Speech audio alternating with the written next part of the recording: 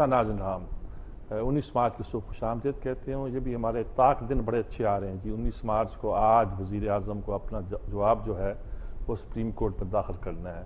अगर आज दाखिल ना कर सके तो फिर 21 तारीख को यानी परसों आके हाज़िरी देकर उन्हें अपने बयान को की वजाहत करनी है और ज़बानी पेश करना है। और उसके बाद 23 मार्च भी आ रहा है हमारे यहाँ, और सब और दिनों के दिन जो है ना बड़े अहम आ रहे हैं।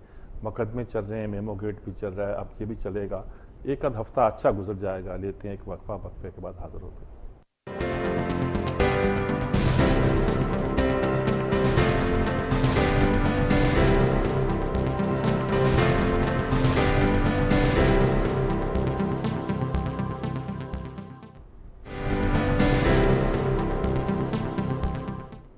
नाज़रीन इकराम, जिस बात का पूरी कौम को पहले ही पता था कि वज़ीर आज़म क्या करने वाले हैं और क्या कर सकते हैं, उन्हें क्या करना है, वो अपनी ज़ुबान से उसको अदा करते जा रहे हैं और बयान करते जा रहे हैं और मतलब वाज़ेह होता जा रहा है। उन्होंने कहा जी ठीक है, बात सुने, मेरे बाद भी जो आएगा वो वही करेगा जो आइन कहेगा। यानी कहने का मतलब ये है कि आइन की तशरीह जो मैं कर रहा हूँ, आने वाला भी आइन की वही तशरीह करेगा। वो कहेगा सदर को इस्तिस्ना हासिल है, इसलिए हम खत नहीं लिखेंगे, चाहे सुप्रीम कोर्ट बराह रास्त कहे चाहे कुछ करे, ये आइन की खिलाफ वर्जी। उन्होंने इसको इस तरह बयान किया था कि अगर मैं तौहीन अदालत करता हूँ तो मुझे 6 माह की कैद होती है, और अगर मैं खत लिखता हूँ तो आइन की तौहीन है, और आइन की तौहीन और आइन को तोड़ने की सजा तो फांसी, और फांसी लेने को मैं तैयार नहीं हूँ।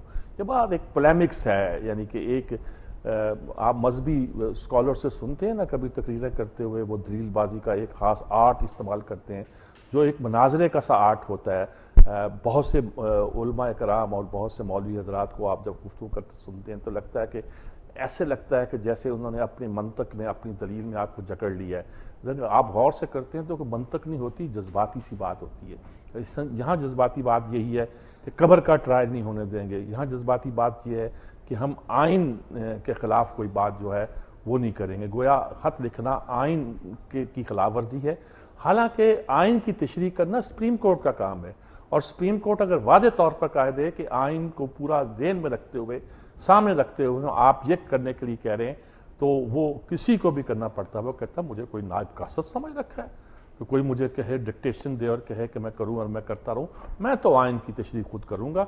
ये एक नया मसला है जिसकी इंटरप्रिटेशन तो सुप्रीम कोर्ट कर चुके होंगे सारी दुनिया के, इस बार फिर एक बार फिर करना पड़ेगी उन्हें। और उन्होंने कहा कि बेहतर है कि इस्तिस्ना का मसला जो है सुप्रीम कोर्ट जो है पार्लियामेंट के पास भेज दे। मतलब उनका कहने का कि इस्तिस्ना तो हासिल है, इसमें तो कोई शक नहीं है, और चूंकि हासिल है और आप उसको ख़त्म करना चाहते हैं तो पार्लियामेंट के पास भेज दें कि वो तरमीम कर दें। ये तशरीह नहीं है। तशरीह चीज़ ये है हजूर वाला, बार बार आपको समझाया जाता है, नीयत आपकी ठीक हो तो आपको समझ आ जाता, आप ठीक लड़ाई लड़ रहे हैं, एक बड़े वॉरियर के तौर पर लड़ाई लड़ रहे हैं, लेकिन आप अदारों को ख़राब कर रहे हैं। आज कहा है नवाज शरीफ और दूसरे लोगों ने भी, शहबाज शरीफ ने भी, आप अदारों को तबाह कर रहे हैं। सुप्रीम कोर्ट के हुक्म का ना मानकर और उसकी कहना कि उसकी तशरीह वो है जो हम करते हैं, ये कोई दुरुस्त जमहूरी मौक़िफ़ नहीं है। और आपका ख्याल है चूंकि इस वक्त फौज किसी किस्म की दखलंदाजी के मूड में नहीं है, इसलिए गोया इस तरह का कोई रवैया इख्तियार करने का कोई नुकसान जो है वो नहीं हो सकता, और नहीं इसका कोई वो अपने काम पे लगे हुए हैं, तशरीह करने में लगे हुए हैं। चुनांचे उनका ये कहना कि आइन की खिलाफ वर्जी आने वाला भी नहीं करेगा। कहना ये चाहते हैं कि हजूर किस चक्कर में पड़ गए हो, मुझे आप निकाल देंगे तौहीन अदालत में या किसी चक्कर में, मेरी छुट्टी हो जाएगी, वजारत उज़्मा चली जाएगी। चलिए 4 साल गुजार लिए, बड़ी ऐश कर ली, बड़ी टॉर्च से मैंने ये काम कर लिया, जैसे खुर्शीद शाह ने भी किया, वो भी लाइन में लगे हुए हैं ना। लेकिन ये है कि फिर जो नया आ जाएगा तो क्या वो खत लिख देगा? वो भी नहीं लिखेगा। आप 3-4 महीने उसके साथ मुकदमेबाजी करेंगे, फिर उसकी छुट्टी हो जाएगी। चौथा आ जाएगा हत्ता कि हम इलेक्शन का ऐलान कर देंगे, और इलेक्शन में फिर देखें ना, फिर तो लोगों का होता है, फिर तो हम किसी की नहीं सुनेंगे, फिर तो हम आवाम की अदालत में होंगे। तो इस तरह की बातों से वो जो मंतक और दलील जो है वो डेवलप कर रहे हैं, वो कोई मुफीद नहीं है जी। एक बात उन्होंने और कही कि बार बार अदालत में आने जाने से मईशत पर असर पड़ता है, स्टॉक एक्सचेंज पर पड़ता है, हर चीज़ पर पड़ता है। लोग कहते हैं कि इनका वज़ीर आज़म अंडर ट्रायल, और यही तो दूसरे लोग कह रहे हैं कि बार बार आने जाने से मईशत पर असर पड़ रहा है। आप बस जनाब इस्तीफ़ा दें और घर जाएं, अगर मुहब्बे वतन है, नए लोगों को आने दें, वो काम संभाल लेंगे, वो काम कर लेंगे। आपका इस तरह आना जाना, एक मुजरम आपका करार दिया जाना और वज़ीर आज़म का मुजरम बन के सामने आना, मुलज़म नहीं मुजरम बन के कह रहा हूँ मैं, तो ये कोई अच्छी बात नहीं होगी। तो बराए करम آپ اس سے رخصتی لے لیں تو بہتر ہے. دلائل دونوں طرف سے ہیں اور اس کو جس طرح چاہے کوئی بیان کیا جا سکتا ہے. ادھر جی اب یہ خبر تو وہ بھی نواز شریف نے بھی لندن سے کہا, پہلے میں وہی عرض کر دوں جی. انہوں نے کہا ہے کہ ہمیں ایجنسیوں نے سازشوں کا حصہ بنانا چاہا مگر ہم نے ہر سازش ناکام کر دی, ہم ان کے ہتھے نہیں چڑھے.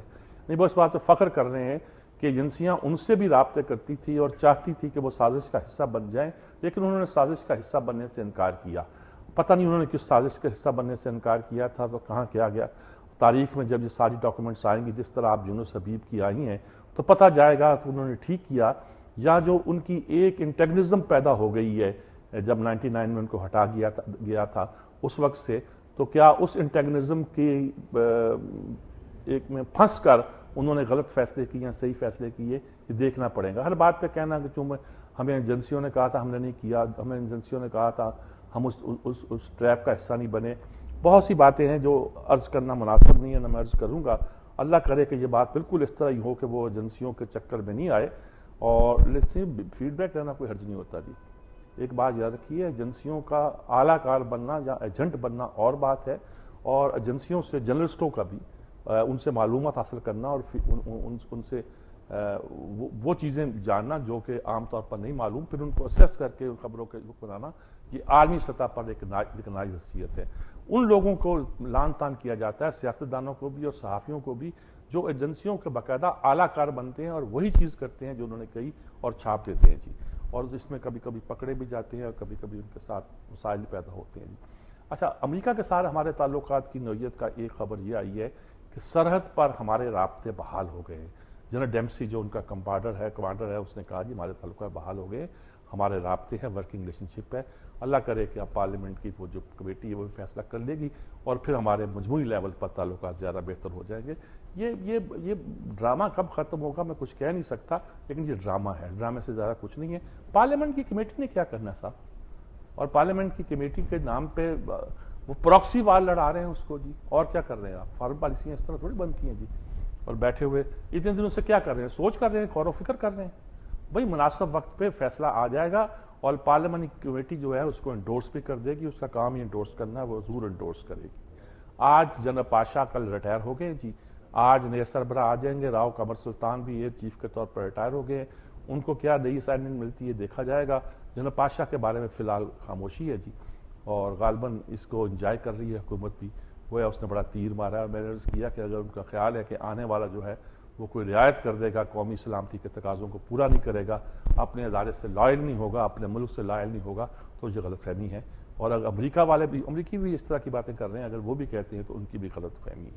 مجھ سے صاف پوچھا گیا ایک صاحب نے یہ سوچ کر کہ یہ کوئی پیپل پارٹی کے بارے میں سمپیتھیٹک نہیں ہے, تو وہ ہنسے مخالف. تو نے کہا دیکھیے صاحب, اگر پیپلز پارٹی میں اور آپ کو فوج میں انتخاب کرنا پڑے تو کس کا کریں گے. خیال تھا کہ جمہوریت کے نام پر میں پیپلز پارٹی کہہ دوں گا کہ بھئی اگر فوج اور یعنی مارشل لا اور جمہوریت یعنی پیپلز پارٹی, میں پیپلز پارٹی کا انتخاب کروں گا. میں نے کہا سوال کو میں ری فریم کرتا ہوں, ری فریم یوں کرتا ہوں کہ اگر اب آپ کو امریکہ اور فوج کے درمیان کسی کا انتخاب کرنا پڑے تو کس کا کریں گے.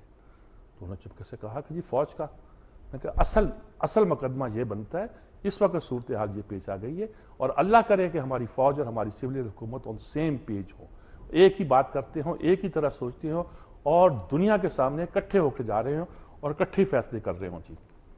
ہمارے ترجمان نے کہا جی دفتر خارجہ کے, پتہ نہیں میں پڑھا تو میں نے اس طرح ہی ہے کہ ایک تو کہا کہ القاعدہ کے معاملے میں پاکستان امریکہ کے جو پوائنٹ آف ویو ہے وہ ایک ہے. چلیے اس میں کوئی شک نہیں ہے کہ غیر ملکی ٹیررسٹوں کو اس سرزمین پہ آ کے یہ سارے کام نہیں کرنے چاہیے. ہمارے لوکل لوگوں کو جو ہمارے جو طالبان پیدا ہوئے ہیں وہ بھی ان کی پیداوار ہے, ان کا خاتمہ ہی ہونا چاہیے بہتر ہے. اس میں دونوں ایک ہوں گے تو اچھا ہے.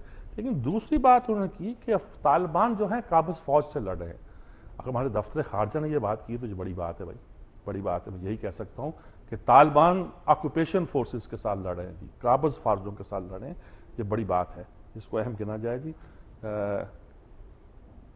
بڑی خبریں یہی ہیں جی, جو چھوٹی خبریں ہیں وہ بھی ایک لحاظ سے کچھ امپورٹنٹ ہوا کرتی ہیں. میں چھوٹی خبریں مثلا وہ یشوش سہنا بھارت کے وزیر خزانہ رہے تھے, پھر وزیر خارجہ بھی ہو گئے تھے. جب ہم آگرہ میں تھے تو اس وقت شاید وزیر خارجہ ہو گئے تھے. انہوں نے کہا کہ بھارت کی معیشت بڑے خطرے میں ہے, بڑی خطرناک صورتحال میں جا رہی ہے. یعنی کہ اس طرف سے جو بی جے پی ہے وہ بھارت کی اس معیشت پر بڑی کڑی نظر رکھی ہوئی ہے، بڑی انہوں نے انڈیکیٹر بیان کیے ہیں جس طرح پاکستان میں بیان کیے جاتے تھے، وہی صورتحال سامنے آئی ہے جی۔ اچھا، وہ سلمان رشدی جس کو ہمارے یہاں اخبار پورا نام نہیں لکھتے بلکہ منعون رشدی لکھتے ہیں کہ لعنت ہو اس رشدی پر، وہ رشدی جو ہے اب بڑے بڑے اخبار لکھتے ہیں، بڑے بڑے لبرل قسم کے۔ یہ انڈیا میں ایک سیمینار تھا جس میں عمران خان کو کی نوٹ اسپیکر کے طور پر بلایا گیا تھا، انہوں کو دیکھا کارڈ میں، انہوں نے کہا کہ یہ سلمان رشدی بھی یہاں کیا کرنے آ گیا، میں نہیں جاتا۔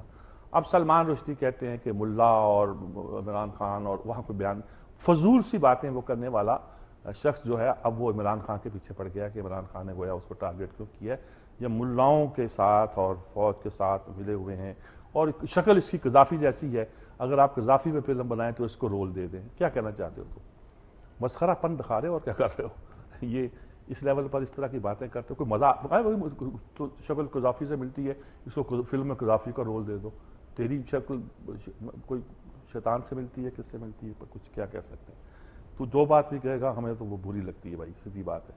اور اب جاوید ہاشمی بھی سامنے آئے، یونس حبیب اور یوسف میمن کے بارے میں انہوں نے کہا کہ صاحب یہ شاید پی پی کے فرنٹ رنر ہیں اور انہی کے ورکر ہیں، ان کا چہرہ لے کے سامنے آتے ہیں۔ یہی بڑی خبریں ہیں جی۔ حافظ حسین احمد ایک ہمارے بڑے مہربان ہیں، بلوچستان کے ہیں، وہ ذرا اب جے جو آئی اپنی پارٹی میں زیادہ فیورٹ نہیں رہے لیکن بات بڑی مزدار کرتے تھے، اب بھی کرتے ہیں۔ ان کا بیان ایک چھپا بڑا مزدار، انہوں نے کہا، وزیر اعظم نے کہا نا کہ کوئلے، یہ میں سیاست میں تو ایسا ہوتا ہی رہے گا، آپ کوئلے کا کاروبار کریں گے تو ہاتھ کالے تو ہوں گے ہی۔ تو انہوں نے پورا محاورہ بول دیا کہ ہاتھ کالے ہو گئے ہیں تو اس کو منہ پہ کیوں مر رہے ہو، کہ کوئلوں کی دلالی میں منہ کالا کا محاورہ ہے۔ انہوں نے کہا کہ اگر تمہارے ہاتھ کالے ہو گئے ہیں تو بھائی دھو ڈالو، یہ کیا ہوا کہ منہ پہ مل کے چہرہ بھی کالا کر لیا ہے، ایسا کام تو نہیں کرو نا۔ دیتے ہیں ایک وقفہ، وقفے کے بعد حاضر ہوتا ہے۔